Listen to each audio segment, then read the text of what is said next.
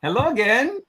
This is what you missed. We've been talking about Sarah's new job. Oh, wow. We just had a wonderful conversation. I was already talking about question of the week. We're already halfway through. Oh, my. We said hello to everyone.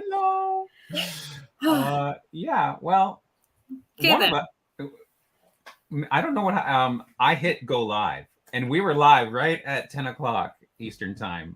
And then we weren't. But then we weren't. And we were so wrapped up in the pictures that Sarah was showing. My goodness. Anyways, thank you, Chris Ferriolo, for sending me a Facebook chat. And I don't usually turn off Facebook and Discord so I don't get distracted. But anyways, so Lisa, we were on time, just not online.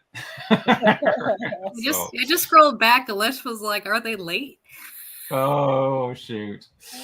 Okay, well, welcome back, everyone. You'll notice we have Sarah here joining us. Yay, Sarah. Mags is doing a genealogy conference, doing a presentation as we speak. And of course, Mags is always the one who presses the buttons and stuff. And I don't know. I swear I hit the go live button. Anyways, here we are. Sarah, how are you doing? Welcome back. Good. Again. I saw people talking about the weather. It's been hot here. Mm-hmm. Yeah. It's been very, very hot. And I'm very excited to be here. Hello, everybody. Yay. Glad you're here. We're happy you're here too, yeah. So a quick hi again to everyone who's online. Now that we're online as well. Sandy Paddock, Mohavlan, D. Spencer, we have more people now, and more names to read than before. Hillary, Christine, John Tyner, Susan Anderson, Chris Ferriolo, Susie Carta, Alesh is here, Lisa Gervais, Margaret Tull. I didn't get to read your name, Patricia Jackson. Hi from Kentucky. Well, you're going to love the profiles of the week. I already used that line when we weren't recording, but it's still valid. You're gonna love it. Mary Sleppy. Who else is here? Scrolling. Lots of where are they? Hi, Halesh. Victor Rose. Donna Bowman. And is that Kathy Nava and Karen Stewart and Mary Buchholz? So that's at least two of your rockers, I think, Betsy. Mm-hmm. Oh yeah, I think there's a good half dozen because we had 62 on the rock. Oh, okay. Yeah. So rocker and at least two of the Rockies. Kathy and John are here. Right. Kathy and John. So random acts of WikiTree kindness. We just wrapped up an event in June, and this afternoon at 4:00 Eastern time is the reveal of what we discovered for our 5 Rockies. That's very exciting. It kind of feels like deja vu, guys. It does. I know, right? It was just a rehearsal. Oh, yeah, that's right. A dry run. Anyways, welcome everyone, and welcome everyone who's watching this after the fact, watching the recording on YouTube.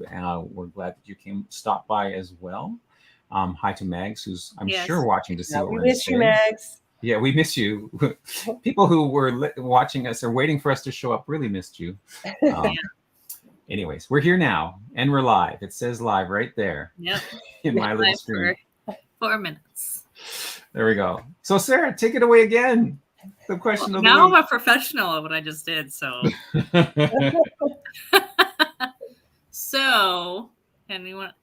can everybody see my screen? Not yet. Pop it up there. There we go. How's that? Okay.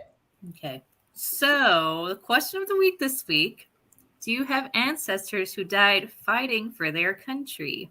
Mm-hmm. And we had discussed this before, but the three of us do not recall any ancestors. No direct ancestors. Yeah.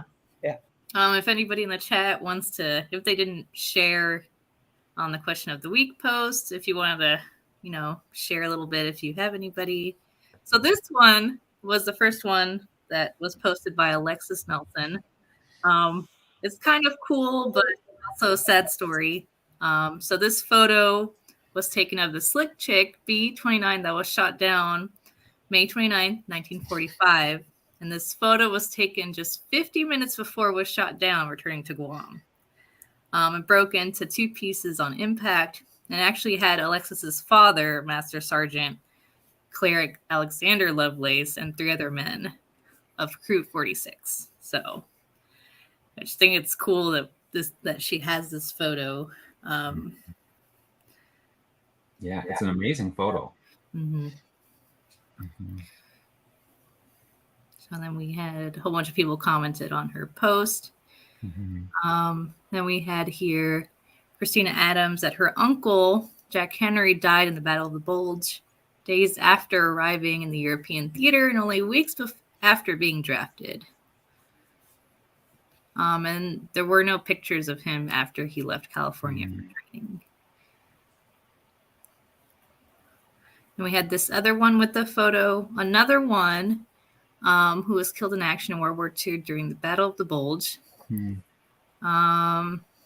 He is mentioned in a book, The Skyman, a parachute rifle company story of the Battle of the Bulge, and the Jump Across the Rhine by Kirk B. Ross. He was a Purple Heart recipient. He has very kind eyes. Mm-hmm. He looks like a nice guy. Yeah. Sharon Hayes says she had an ancestor who died in a POW camp during the Civil War. And he's buried in a cemetery there in Danville, Virginia.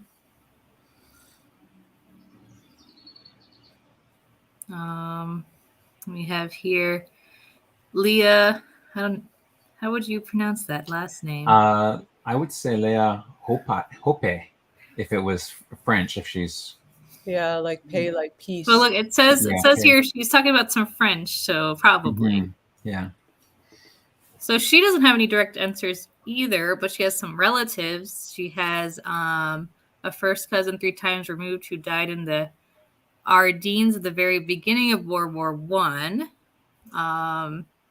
Has another cousin died against Germany, the front line against Germany in 1915. Another cousin, the Battle of Somme, and then one in the day before the armistice in 1918. So all in within a few years. I wonder if they knew each other. Huh. Interesting. Yeah.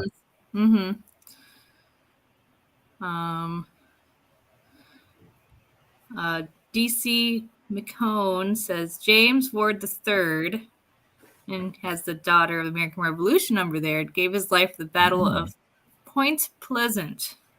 And this was their 4th great grandfather, Malcolm McComb. So, and there's an account of the battle here. So that's cool. Oh, neat. Stephen Sanders says his 4th great grandfather, John Peacock, served 2 tours of duty for the Union during the American Civil War. The first was as a 2nd lieutenant and the second as a private. And then he was killed in action during the Battle of Ulster in 1864. And I'm going to scroll a little bit, see if maybe there's another picture. Because one of the pictures are kind of 4 pages of answers. I know, there's 62 answers. Wow. So you guys should definitely go and that's read amazing. all these. And upvote them. Yeah. So here's some pictures here. So get this one. So Floyd Draper and his brother Weldon were the fastest Draper boys on the earth in 1936, winning a gold medal at the Berlin Olympics. I like this one already. Wow. Yeah. Foy's a short fellow, standing 5'6". He was on a relay team with Jesse Owens. Wow. He's on the left side of the picture. Oh, neat. Later, he became a pilot during World War II and took part in the Battle of Kasserine Pass in Tunisia. And he was the pilot of an A-20 Havoc, which looks similar to this, the little painting here. And on January 4th, 1943, 2 and his crewmen lifted off, heading to Fonduque, Tunisia, where they were never heard from again and still considered missing in action. So they don't know what happened to him. Wow. That was in 1940. When? 1943, yeah. Wow. And apparently this was the last picture of Floyd Draper. And then, well, this is David Draper. So I wonder, it doesn't say, I guess. He says he's descended from his great uncle, I think. Oh, okay. Yeah. One of his great uncles. Twice removed. So a cousin, but very cool. Look, he has little a free space page about it. Draper stories by the Draper family. Ah, neat. And then he made it very easy to read. Yes, look at that. Private Thomas Rushin killed in action at August this. August 16th, 1880, during the Second Afghan War. Oh. Huh. And whose army was he fighting in? It says Second Battalion 7-foot Royal Fusiliers. Second Battalion. England. Yeah, probably. Royal Air Force. Volunteer Reserve, yeah. Right. Oh, no, that was somebody else. Just kidding. But so probably England was they were not only in the India area, but they would have been part of Afghanistan too, maybe?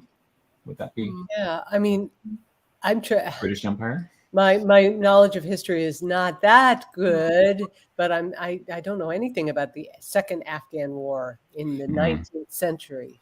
Yeah. I don't either, but the big text drew my attention. So yes, that's right. It made it much easier to read. We're gonna scroll a little bit more, see if we have anything that jumps out at me. Yeah. If not, then we'll. Oh, look, a picture. In the picture, yeah. But it was very Donald Boyles. Let's see. His oldest brother, Donald Boyles, was killed during the Vietnam War in 1969. Handsome young man. And then I guess we'll go ahead and. Did anybody say anything interesting in the chat about?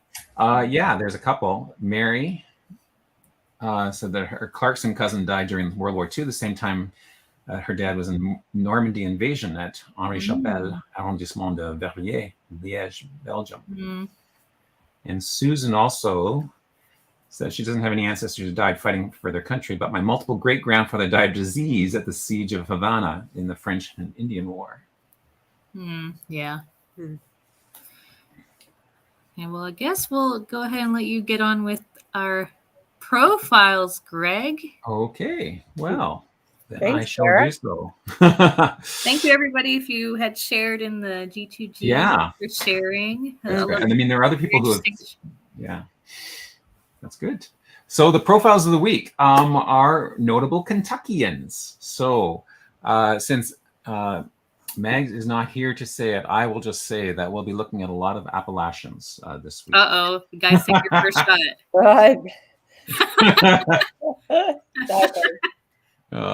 So, and the interesting thing is, I did not realize that all of these people had connections to Kentucky. So the main profile, the top one, is Abraham Lincoln, and I always associated him with Illinois. I thought of him as he's a lawyer from Illinois. That's how I thought his origin story was. But lo and behold, he was born in Kentucky.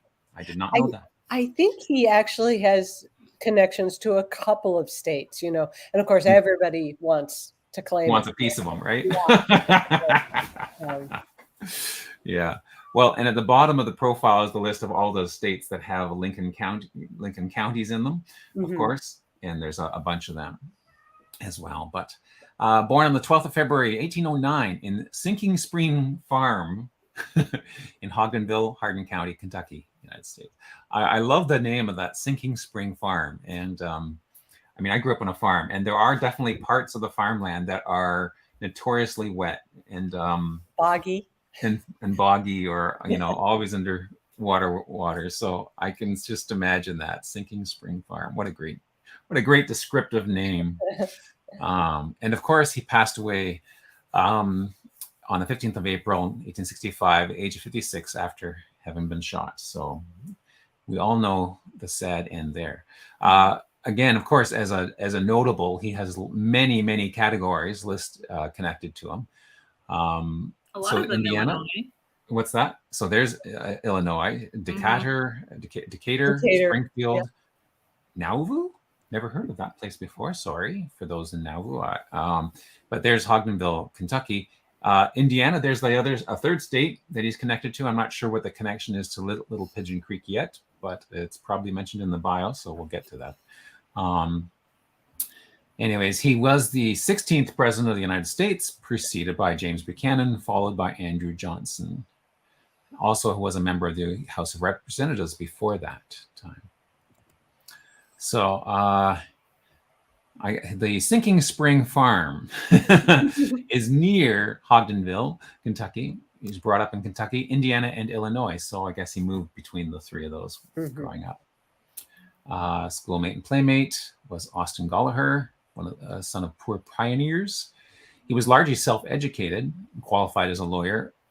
Pretty impressive to qualify as a lawyer by just being self-educated, just learning yourself. Extremely. Yeah. Went to practice law in Springfield, Illinois. And then we became part of the state legislature, elected to Congress, representing the Whig Party for one term. And then he joined the new Republican Party. And the Republicans obviously lasted a lot longer than the Whig Party. So, and was asked to run as its presidential candidate in 1860. In his campaign, he made his opposition to slavery very clear. And of course, that provoked a crisis. Many Southerners fearing that he would attempt to abolish slavery. And so 7 states left the Union to form the Confederate States, known as the Confederacy. And then 4 more joined later. But he vowed to preserve the Union even if it meant war.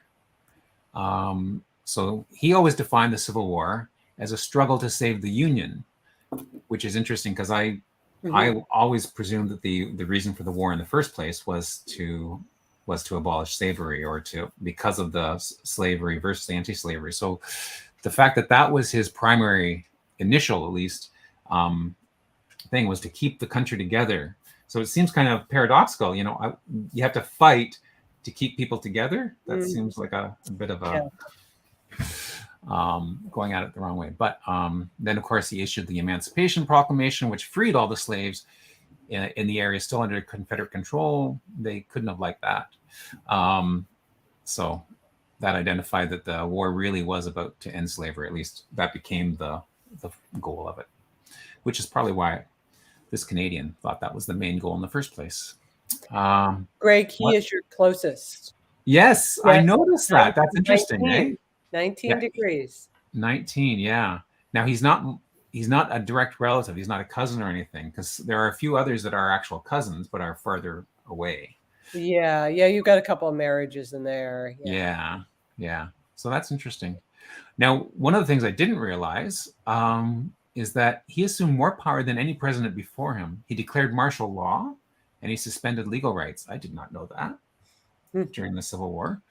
I suppose it kind of makes sense. Like during a war, you have to take extreme measures, but didn't realize that. He had difficulty finding effective generals to lead the Union armies until Ulysses S. Grant joined as overall commander. The Gettysburg Address, of course, is very famous, and delivered that after a decisive Union victory in 1963. And then he stood for re-election. Imagine having an election in the middle of a war. That can't be very convenient, but apparently in 1864 there was an election. And then in 1865 Robert E. Lee surrendered, effectively ending the war. And it had lasted for more than 4 years, and 600,000 Americans had died. And less than a week later he was shot, Lincoln, while attending a performance at Ford's Theater. So John Wilkes Booth was at a speech that he'd given 3 days prior to that, he didn't like that, and he said that's the last speech he'll ever make, which sadly turned out to be true. You would think he, if anything, he would have been assassin while the war was still going on. But Exactly. Yeah.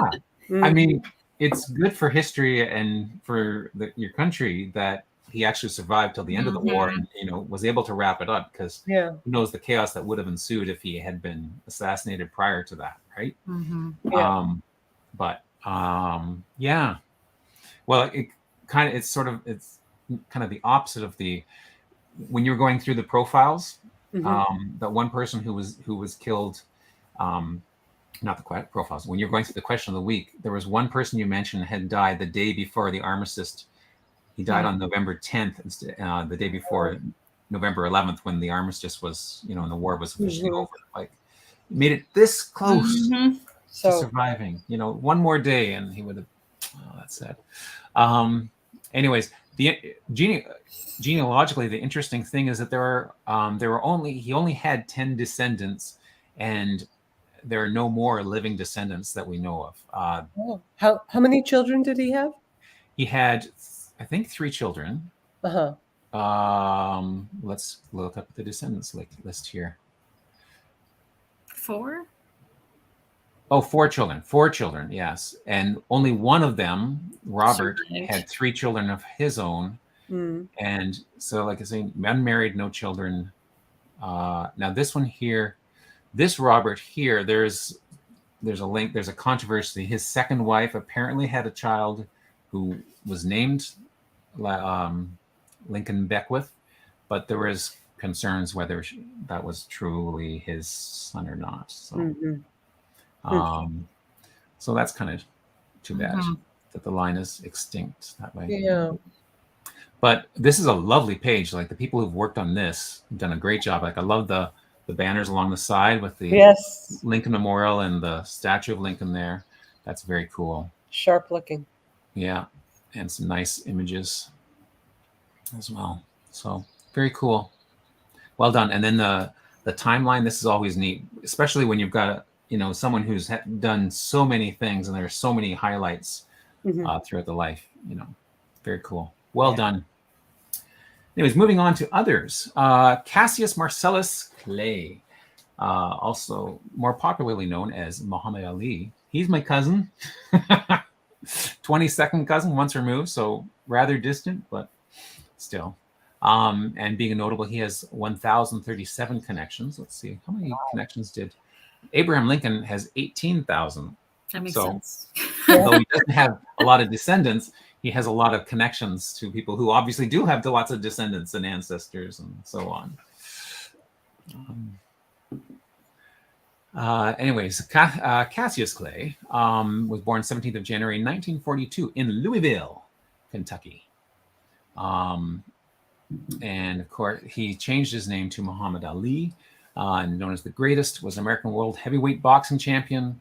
In 1966, he was stripped of his title, threatened with prison, lost prime years of his career, but ultimately successfully fought for rights as an American citizen. He was vindicated. He re-won the world championship in 1974, and the first heavyweight to win the championship 3 times. He's considered the greatest heavyweight boxer in the history of the sport, a position which gave him a platform for speaking truth to power. Yeah. So he was named for his own father, who was called Cassius Marcellus Clay, who himself was named in honor of the 19th century Kentucky slave owner turned abolitionist and politician Cassius Marcellus Clay, who in fact is going to be the next profile. We'll read about him in a sec. So that's interesting. But he changed his name. So he won his first heavyweight championship in 1964. But then after that, he became affiliated with the Nation of Islam, later Sunni, and he changed his name.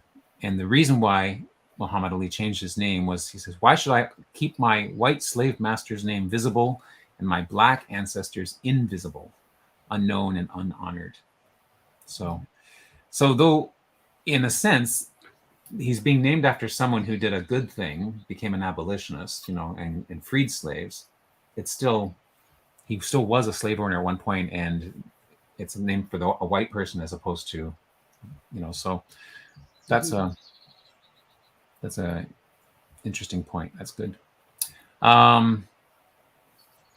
anyways, Barack Obama had a really neat quote that I like. That's the Ali that I came to know as I came of age. Not just as a skilled poet on the mic, as he was a fighter in the ring, but a man who fought for what was right. A man who fought for us, who stood with King and Mandela, stood up when it was hard, spoke out when others wouldn't. He fought outside the ring. His fight outside the ring would cost him his title and his public standing. It would earn him enemies on the left and the right, make him reviled and nearly sent him jail. But he stood his ground, and his victory helped us get used to the America we recognize today. Mm. That's pretty strong words of praise there. Yeah. And again, really nice profile here. Sadly, he was diagnosed with Parkinson's in 1984.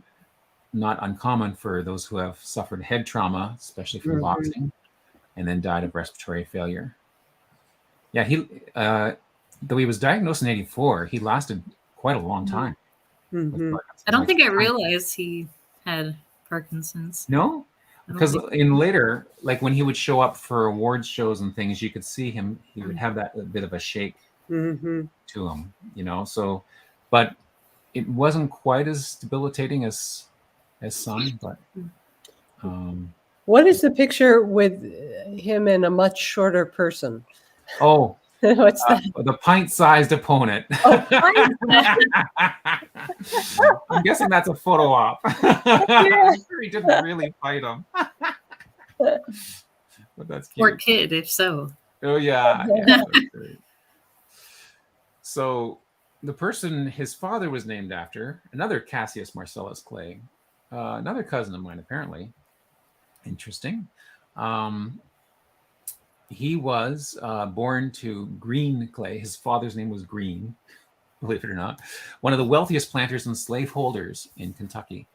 Became a prominent politician. He was one of 6 children who survived to adult of 7 born. So that's actually pretty good odds back then. So he was born in Madison County, Kentucky. And he was probably the best known Southern emancipationist. He freed his own slaves in 1844 and edited the only Southern anti-slavery newspaper in 45 to 47. So he had a number of children of his own, 6 of whom lived to adulthood. And then he adopted another son, who was believed to be a son from an extramarital relationship when he was sent to Russia, which is interesting. So, he became an abolitionist, according to his memoirs, after he listened to a speech by an abolitionist who was inspiring. And then starting in late 43, he began freeing his own slaves, and then he purchased other slaves so that he could liberate them. So, but what is interesting is that, so that's very impressive, his abolitionist views and actions there.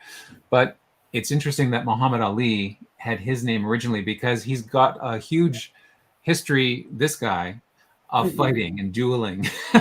So that is interesting. That fighting, what Muhammad Ali is most known for, his boxing and fighting, is also something that he could have been named after this guy for. So there was a former suitor of his wife challenged him to a duel. He beat him. What kind of duel, though? Sword? Well, he would beat him with a hickory stick first. Oh.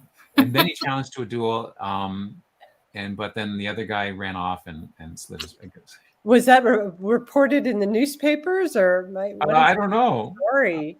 Yeah. And then he was at a political rally. He was attacked by a man named Samuel Brown, who struck him with an umbrella and then drew a pistol and fired a shot at him.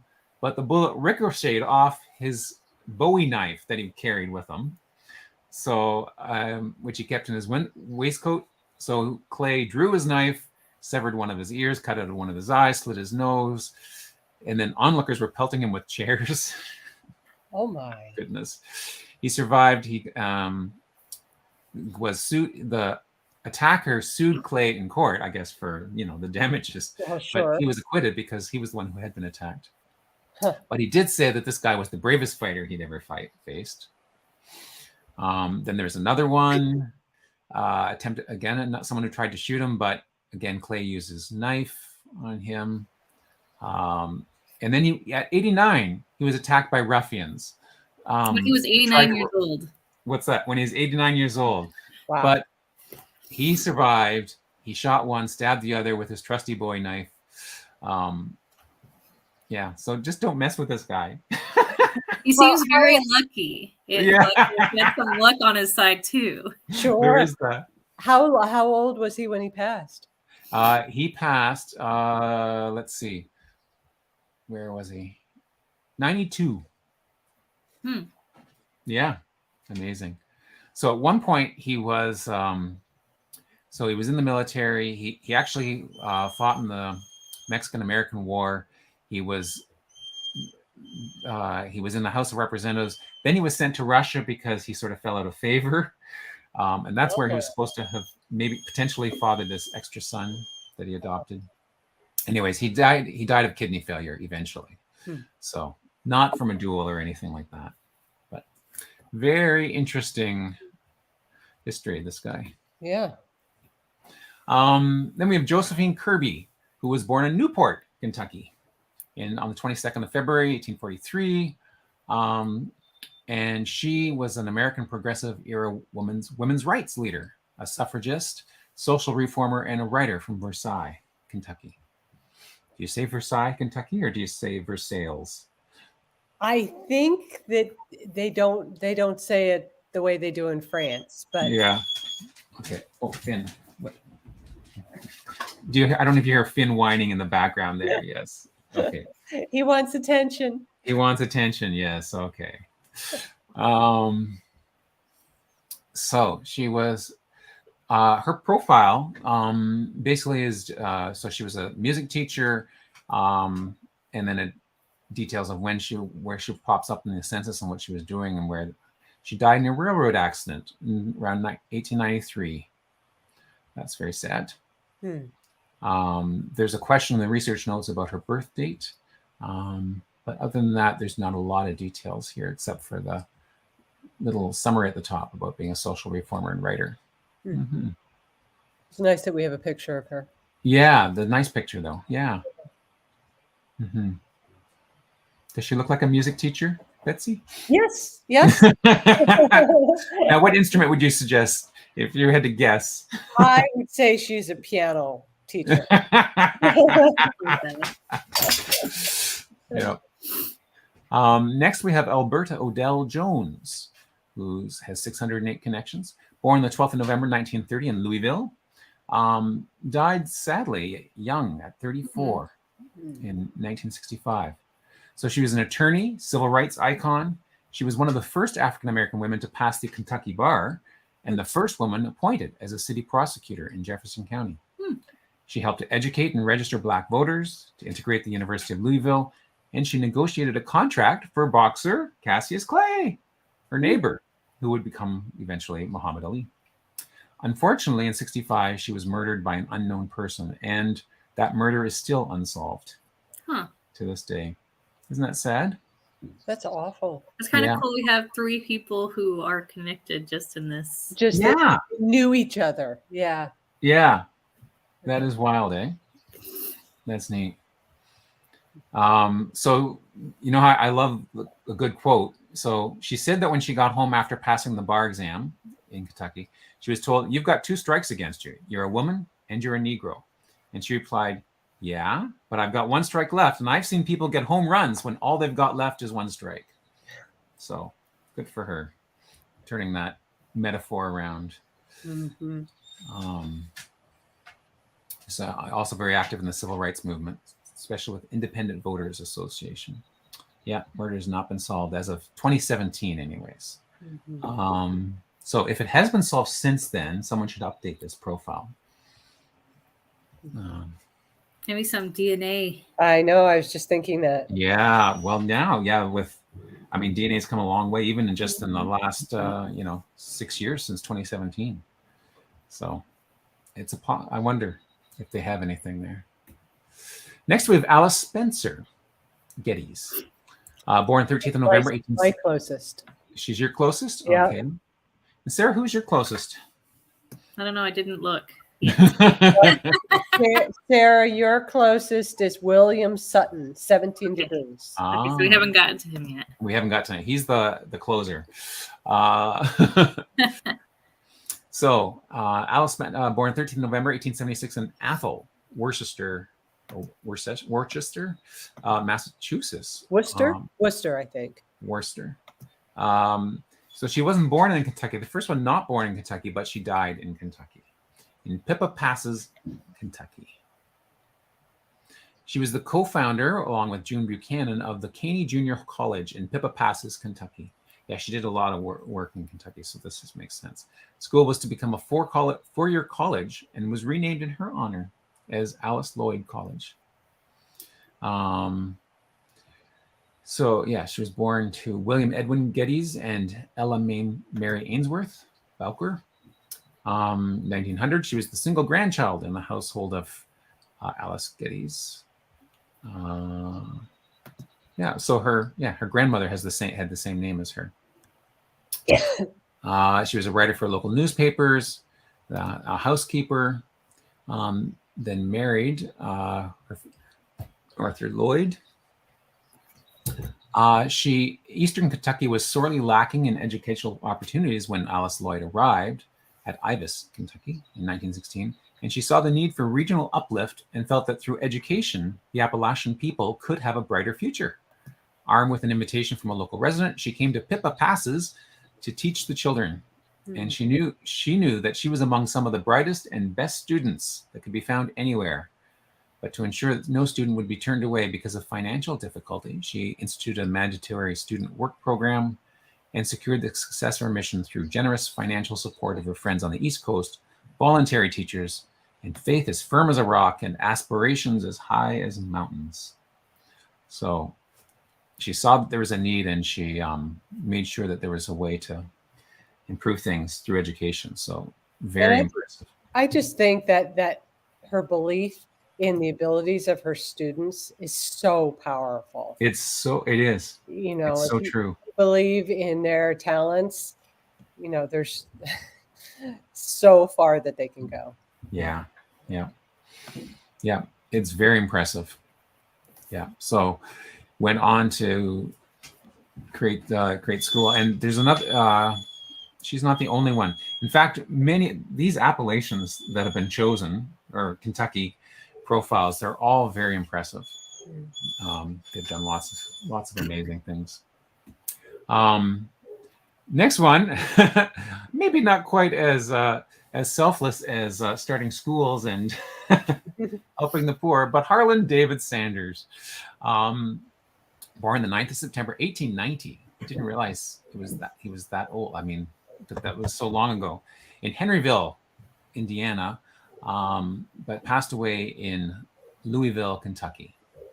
Of course, he was the Fried Chicken. Kentucky Fried Chicken. Colonel Harlan Sanders. That's right. Was an American businessman best known for creating a fast food chicken recipe upon which the restaurant chain Kentucky Fried Chicken, was now known as KFC, was founded. And then, so his parents were Wilbert David Sanders and Margaret Ann Dunleavy Sanders.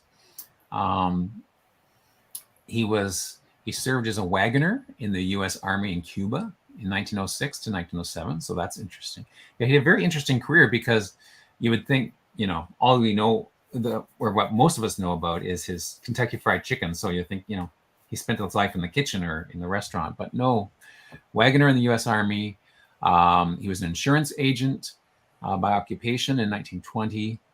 He worked for a garage in 1930 during the Depression. And then the profile here sort of stops, and it doesn't go on into detail about his life and starting KFC. But there is a Wikipedia page for him, as you may not be surprised about. And so the first thing I wanted to know is he really a colonel? Turns out he is. Really? I would have questioned that too. Yeah. So in 1930, let me see if I can just blow this up here a bit. There we go. The Shell Oil Company offered him a service station in North Corbin, Kentucky. So by now he'd moved into Kentucky, so he fits the profile category.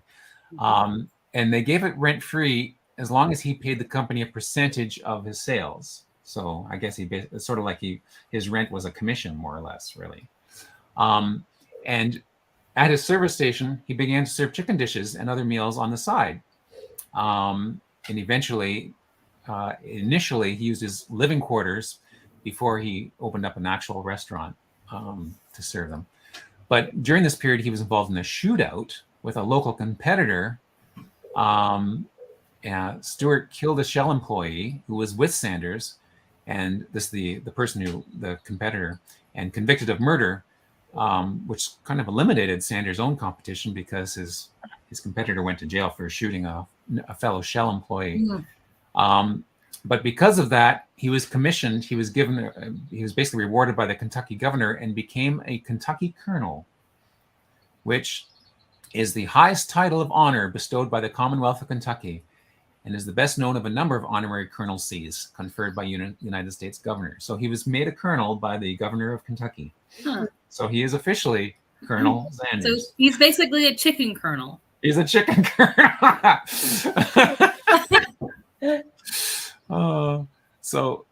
Which is interesting. His popularity grew, and a local food critic visited his restaurant and wrote this review. But look who the food critic is. Who is it? Heinz. As in cake mixes. Yeah, Heinz 57. Yeah. Or Heinz. Like, that's crazy. That is. Wow. Anyways, so from his one single restaurant, he realized he established his secret recipe, 13 herbs and spices. And then he realized that the secret is franchising. So he franchised. Mm-hmm.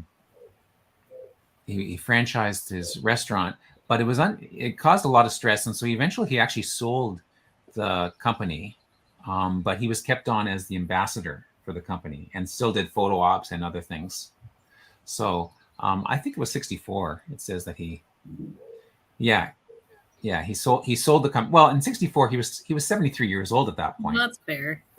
Like, who wants to be running a company? I guess none of his kids wanted to take over the. Yeah, you'd wonder. Name. But he did maintain, which is interesting. He still maintained. He still ran the Canadian operations. And we have a KFC, Kentucky Fried Chicken, in Aurelia, like the closest town to us. In fact, we had two of them, or we had two until just recently, because it was so popular. They have them in Taipei. Taipei. Yes. Isn't that what? Well, my daughter, during one of her work terms, when she went to university, and one of her first teaching work term, she actually taught in Antigua, little island in the Caribbean. Mm-hmm. And they had KFC down there. Yeah.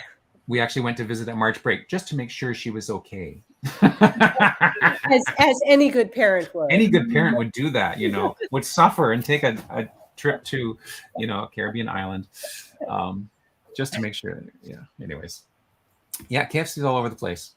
Moving on. Oh my. Margaret Willie Arvin. Born in running out of time. Yeah, we got that 8 minutes that we waited.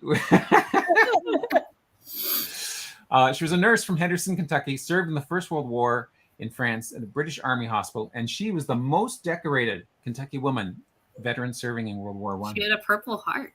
And she got a Purple Heart. Yeah, and there it is. There's a picture of the heart. It's probably not her heart, but anyways, nice sticker for that.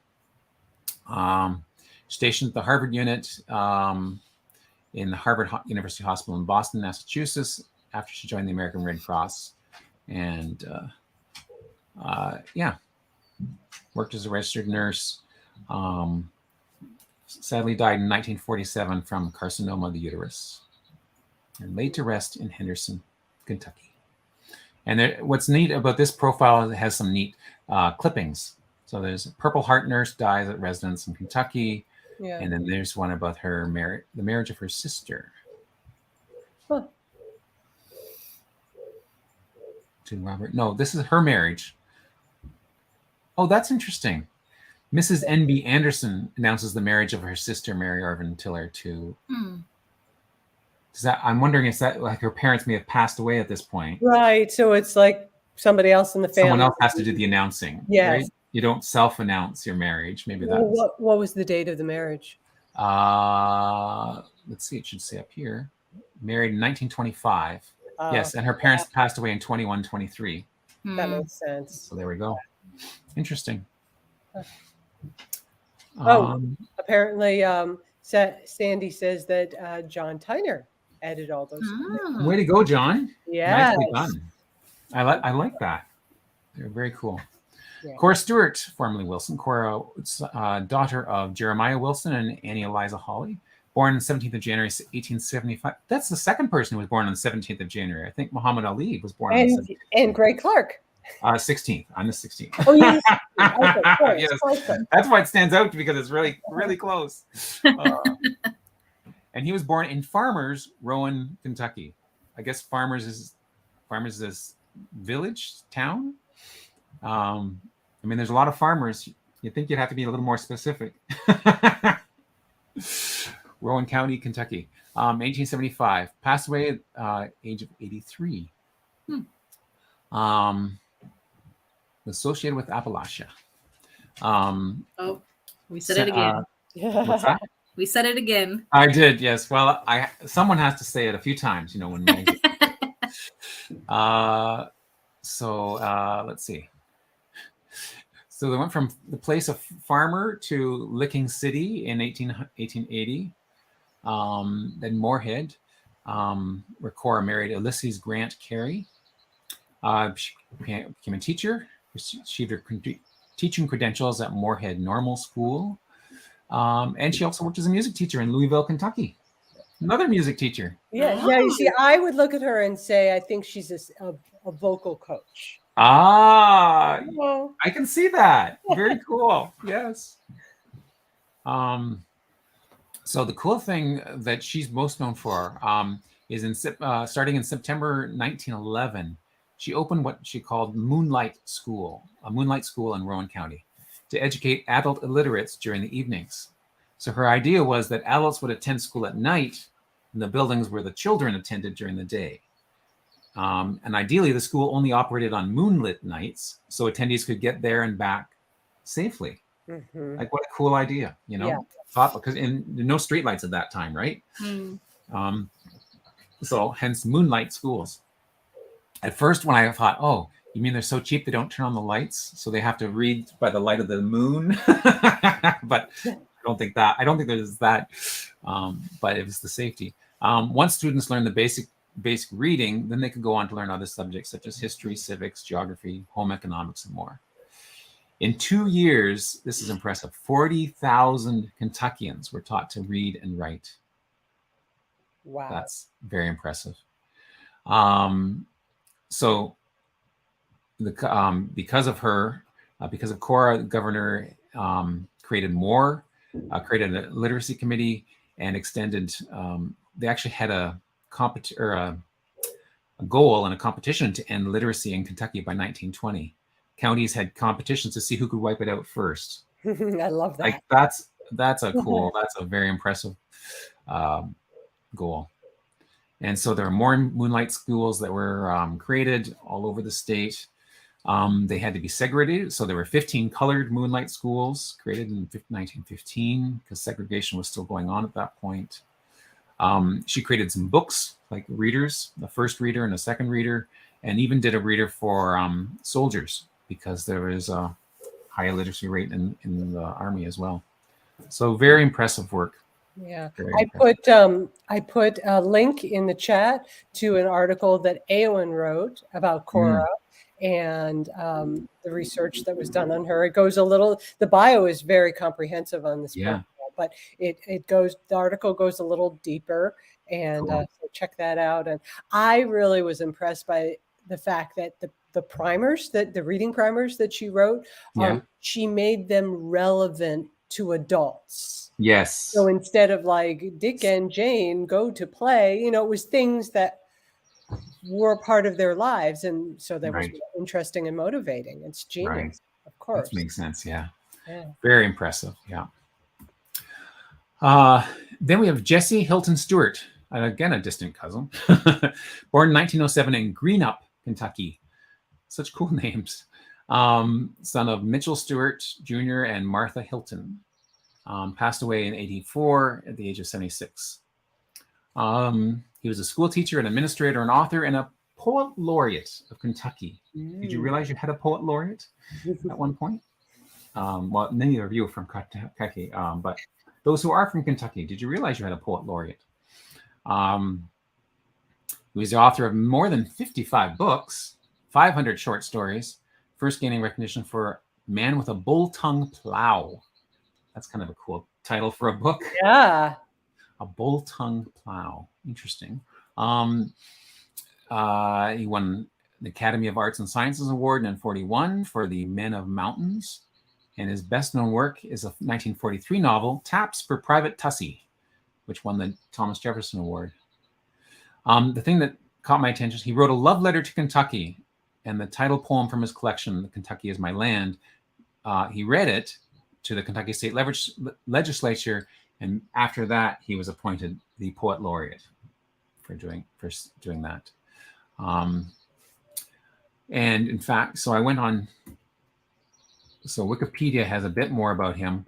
One of the things it says that when one day when he was plowing in his field, he stopped and he wrote the first line of a sonnet, which I find is cool. I am a farmer singing at the plow. It's kind of a neat image, you know. It is. I like that. Yeah. So that was the first line of 703 sonnets he wrote in the collection, The Man with a Bull-Tongue Plow. So, and then here, if you Google, you can find Kentucky is My Land, which was the one that the poem he created, which ended up getting his poet laureate. Kentucky is my land. It is a place beneath the wind and sun in the very heart of America, bounded by the east, north, and west by rivers and south by mountains. Only one boundary line. It's not one of those poems that rhymes, but it talks about the, anyways, it's quite the love letter to it. So yeah, rhyming is overrated. Rhyming is overrated. Yeah. It's like, does it speak from the heart? Yes. So those from Kentucky, you may want to peruse this. Nice. There was somewhere, this quote here, when I did my Google search, also came up. If the United States could be called a body, Kentucky can be called its heart. Oh, that's beautiful. Isn't that neat? Yeah. So, and then the last profile, oh my goodness, is William Loftus, Dr. William Loftus Sutton, born in 1797 in Kentucky. Doesn't give a specific place name in Kentucky, but we know it was Kentucky. Married a few times. Described by his great-granddaughter that Dr. Sutton was a large man of medium height. Isn't that interesting? A large man of medium height. With dark hair and blue eyes and a well-shaped nose, and on the whole, rather a commanding appearance. He was genial in disposition and enjoyed the company of his friends and neighbors when he had time for social activities. And he passed away at the age of 65 and was buried in Georgetown Cemetery. So there's not a huge amount of details here. The facts of when he got married and where he appeared in the census, physician. Even at the age of 63, he was still working as a physician. And he's not a notable per se. So there wasn't a Wikipedia article and doesn't say how many connections he had. So I was curious to see how many connections he had. He was part of the WikiTree challenge that just ended on Kentucky. Yeah. So I flipped over to the 6 Degrees app, and it took me a while to load all of the 6 Degrees. Oh, wow. Actually, the 6 Degrees app actually loads 7 Degrees because I created it before the CC7 was created. And then shortly after I developed this app, then the CC7 came out. So I had to expand it to 7 Degrees, and I just didn't rename the app. But you can see he has 8,000 connections at degree 7, and then you add that all up, and he has over 13,000 connections altogether. So his CC7 score is 13,042, which is pretty wild. And so each of these dots is a person connected to him somehow. But one of the cool things you can do with this is you can actually, let's see, if I go back. You can actually animate it by going to the show animation connections section. You can animate to show how people have been added to the to WikiTree. So I'm animating it by profile date. So as of June 1st, all those holes in this were profiles that weren't connected yet. And so if I press play, you can see as the holes get filled in, that's what was happening during the WikiTree challenge. Nice. That is so cool. Isn't that cool? So that's that was the WikiTree challenge in action. Yes. Connecting at work. Connecting at work. There you go. There you go. So pretty wild. Anyways, that's it for the profiles of the week. Wow, well done, Greg. Over to you, Betsy. Okay. All right, we've got some photos. And new month, new theme. The theme this month is military, police, firefighter. And we have 5 submissions so far. Same on both the G2G and the Free Space page. So I'm going to stay over here on G2G where we have the stories. So let me make this a little bigger. So Alexis Nelson sent us this photo of her husband, Mike Nelson, taken in July of 1970. He's at Clark Air Force Base in the Philippines. Going to jungle survival school was required before going to Vietnam. Well, that makes sense. Yeah. He remembers that they were given tickets before hiding in the jungle. Indigenous peoples of the Philippines would be looking for them, and they had to give them a ticket when they were found. He flew a combat rescue helicopter in Vietnam. That's just really... Wow. Well, look at the model. Learn and return. Yeah.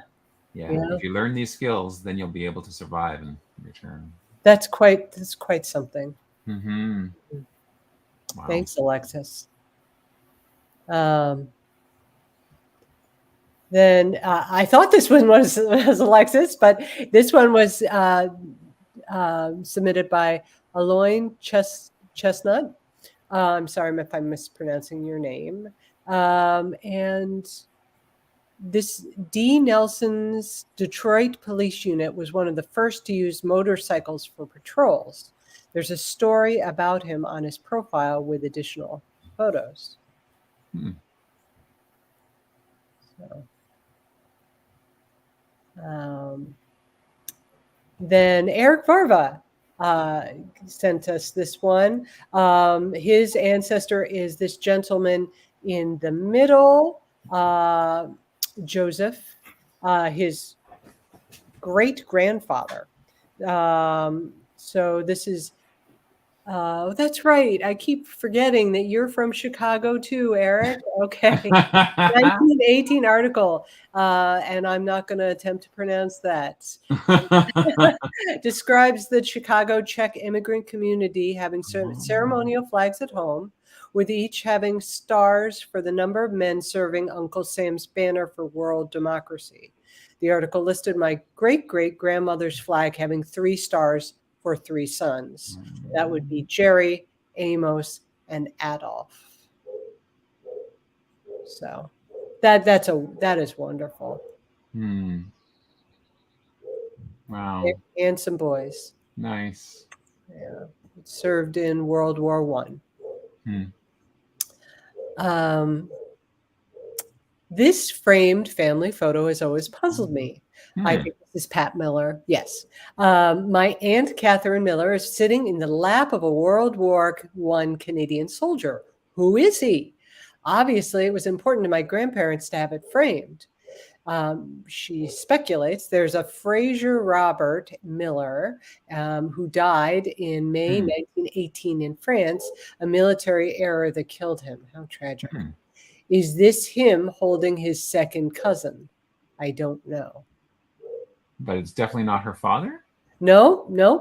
That would have been my first guess. But no, no. Huh.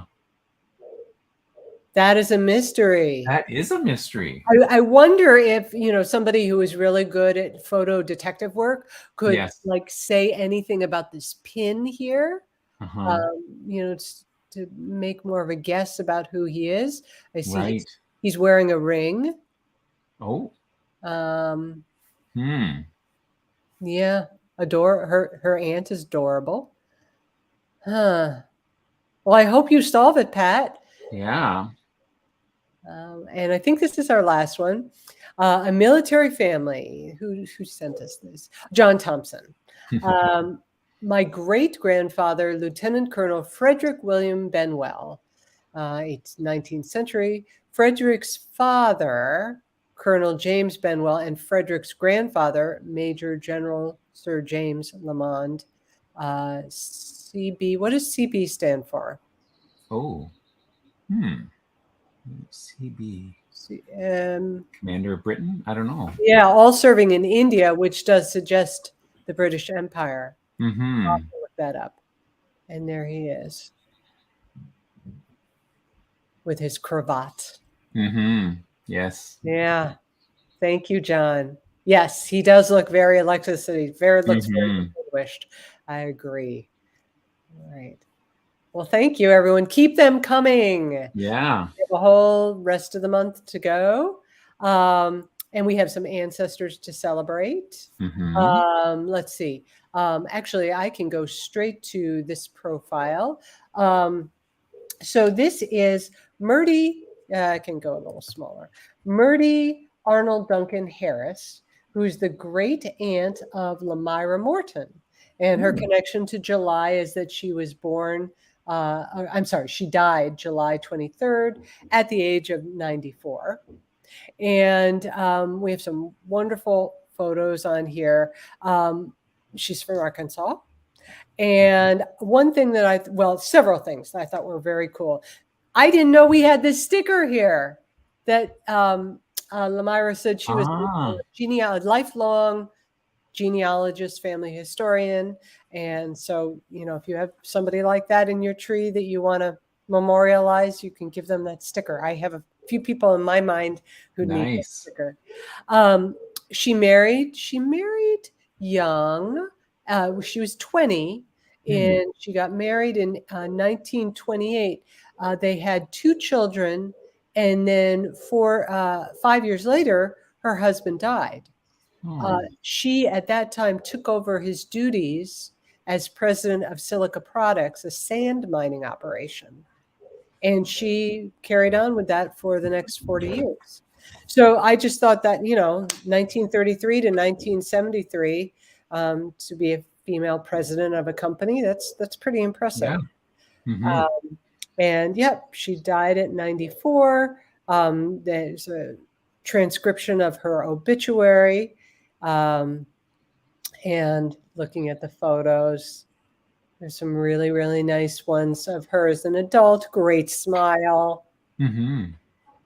Her and her sister. and then looks like when she's a very young woman. So thank you, Lamira.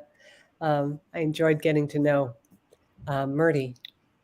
And then Chris Ferriello. Yay, Chris. Yay. Chris answered the G2G post telling us, about many members of his Italian family, but focusing, I guess, the central person would be his second great-grandfather, Marco Ferriello.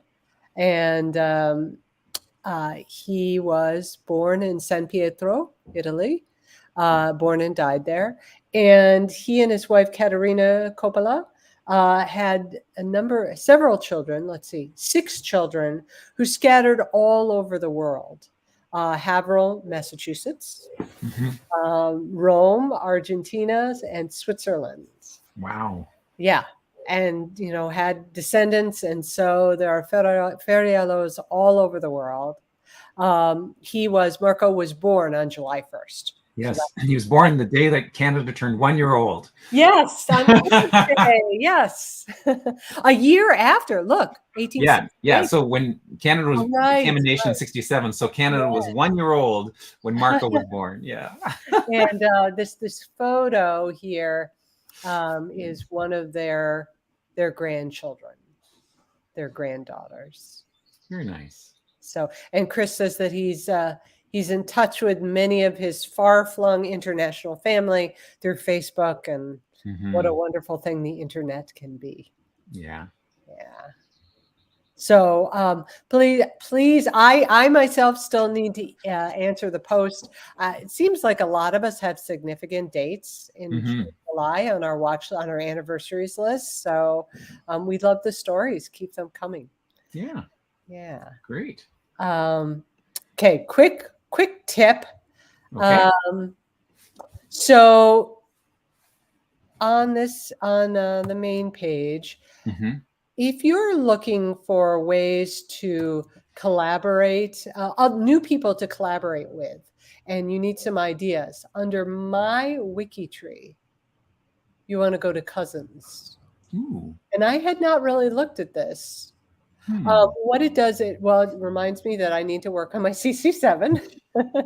And then it gives you a list. And notice that the list is sorted from closest to most distant.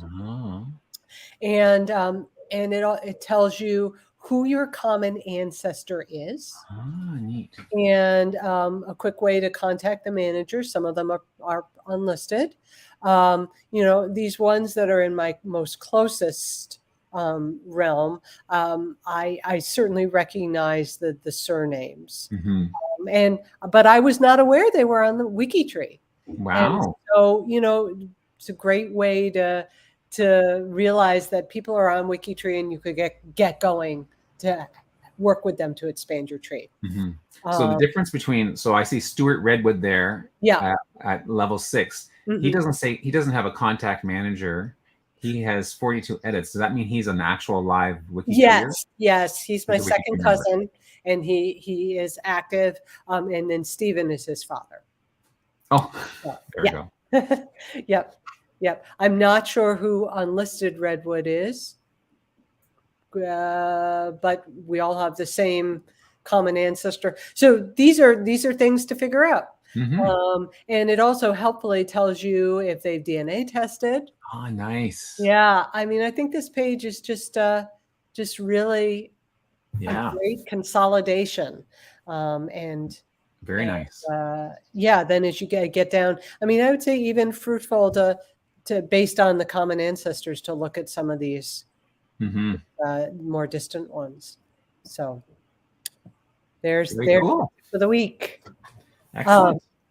Greg, were you going to do what's happening? I was. I've got it loaded up here. Take it away. Well, so what's happening in July? Well, a bunch of things happening. Today, for example, the WikiTree Roundup started late. That wasn't noted here, though. 10:08. 10:08, yeah, that's right. But what's really exciting later on today, stay tuned, and Betsy will host the Rock Random Acts of WikiTree Kindness event wrap-up. 4 p.m. Eastern Daylight Time, 8 p.m. UTC. Come back, that'll be a great event. So I know Betsy's been working really hard putting that all together, because there's a lot of work behind the scenes putting together a wrap-up event like that. With some help from Greg. A little thing. Yeah, anyways. Of course, there's also the Saturday sourcing sprint going on this weekend. And then tomorrow you have another event, Betsy, a Q&A? Yes, new member Q&A via Zoom. So I'll put up the YouTube link for the Rock reveal, and then I'll put up the G2G post for tomorrow's new member Zoom. Super. All are welcome. Cool. We continue with WikiTree tours on Monday. Then the German Stammtisch is on the 13th. And then, of course, the big event next weekend. We will not be here at 10 o'clock, but there'll be something happening at 8 o'clock, at noon, at 4 o'clock, at 8 o'clock, at 12, like around the clock. we'll be all connecting next weekend. All connecting. Yes. Because it's the Connect-a-thon. Sarah, are you connecting next weekend? Oh, you're muted. Nope, probably not. Oh, you didn't join a team? No. Well, it's not too late. You can join as late as, I think, Wednesday. I don't know if one of you want to double check on that, but usually Mindy keeps it open till about the Wednesday before. So if anyone in the chat, if you still haven't joined a team, then it's not too late. Join. It'll be fun. Yes, what it team will. are you doing, Betsy? I'm on the Twisted Thistles, as per usual. Okay. I'm Team Italy this time around. Anyways, we'd love to have you, Sarah, if you have some time. And then, so that's the big thing for the next week. And if you want to post about that in social media, Azure has updated this list. So for this week, because every day of the week, there's something you can focus on. And she has links for Facebook, Twitter, Mastodon, Instagram. I'm not sure what this one is. Did we say did we figure out what this one was? Which one? The music note looks like a music note. Oh, I don't know. Sarah, do you know what that? TikTok. Oh, that's TikTok? Oh, TikTok. Oh. Okay. Yes, right. That is TikTok. Yeah. Sandy is recruiting people straight out of the chat. I don't know if that's fair, Sandy. See, look at join my team. Yeah. Anyways, yeah, if you want to post something to social media, everything you need is right here, with direct links to all of the different things. The tree tours, the Swafford is the one name focus for this week. Denham, Suffolk is the one place. And then, of course, there's a Connect-a-thon and all fun things. Oh, and there's a Rock and Roll Hall of Fame spotlight will be on Friday. So, great stuff. There was, thanks for all those who showed up for the bingo yesterday with Sandy. She put together, and as we play out, I'm going to play a new movie or a little video. Short. Yeah. A little short, yes. Because the bingo was the Hall of Fame, the Sports Hall of Fame, and there's a new notable project for sports notables that was just announced by David Randall during that bingo hour. So we're going to play a little short about that as we. The shorts lately have been the WikiTree shorts have really been wonderful, fast and furious, and they're so fun. Yeah, they're great. Yeah. Anyways, thanks everyone for coming out and sticking around and waiting for us to show up on time. We really appreciate you, and we look forward to connecting with you next weekend. Yes. Okay. Have a great week. See you guys later. Great week. Ciao. Bye. Bye.